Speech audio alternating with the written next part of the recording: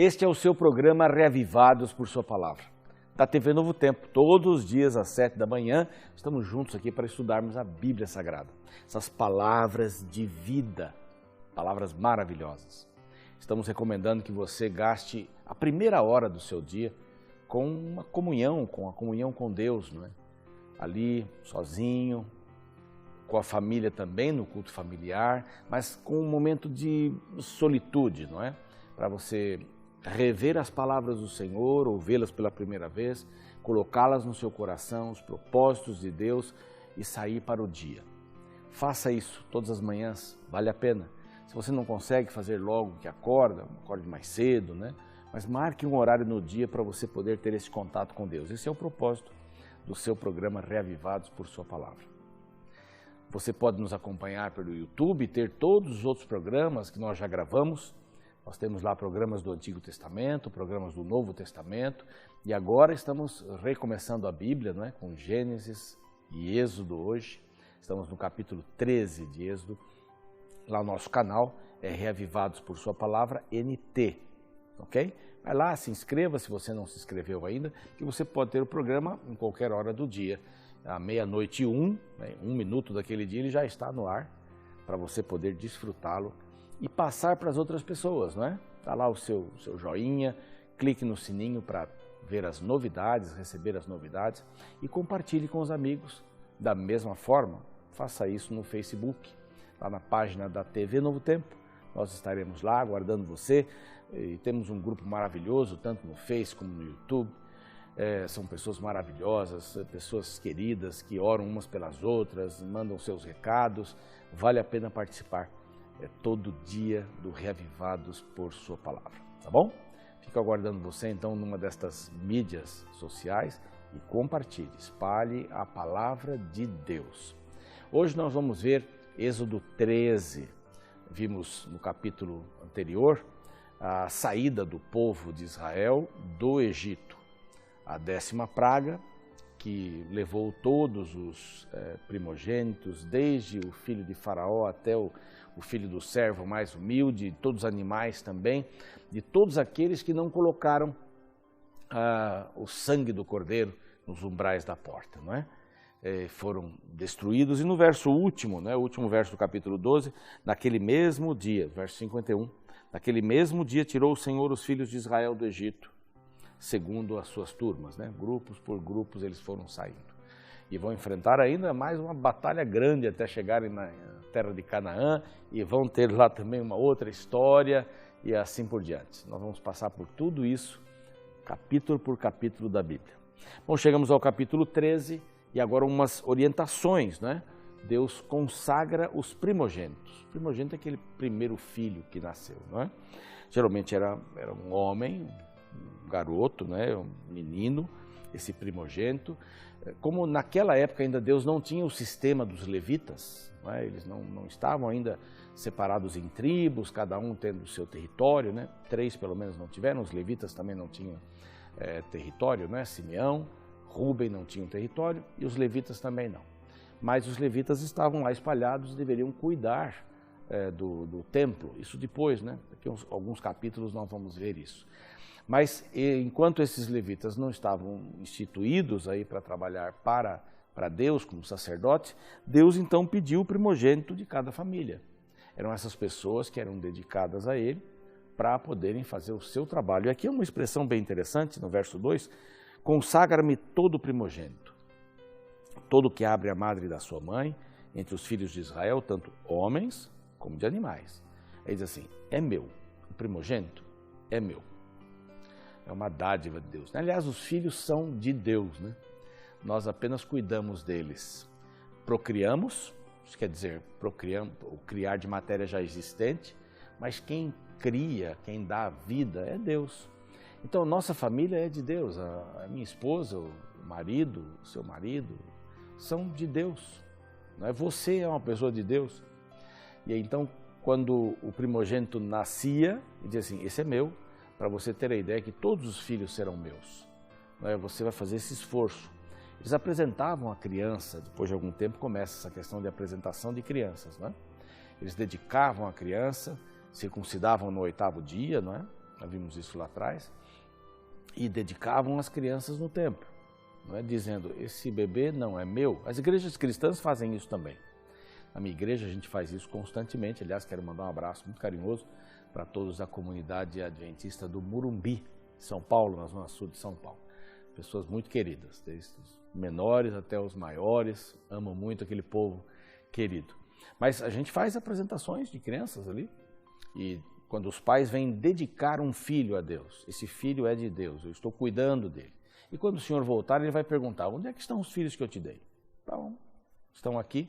Se eu fiz a minha tarefa, né, ensina a criança no caminho que ela deve andar, e ainda quando for grande, né, quando for idosa, quando for madura e tal, não vai se desviar.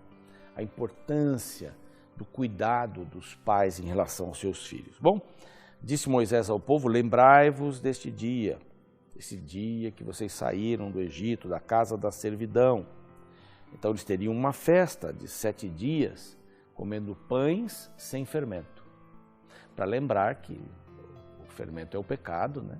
Então pães sem fermento. Depois desse período, então, ou nesse período, eles deviam contar a história para os filhos. E aqui vem um verso que eu gosto muito desse capítulo, o verso 8, diz assim, naquele mesmo dia, não é? Mesmo dia, contarás a teu filho, dizendo, é isto pelo que o Senhor me fez quando saí do Egito. E ainda acrescenta no verso 9, isso será por sinal na testa, na mão e tal. O judeu, o religioso, até hoje faz isso, carrega uns textos bíblicos, né?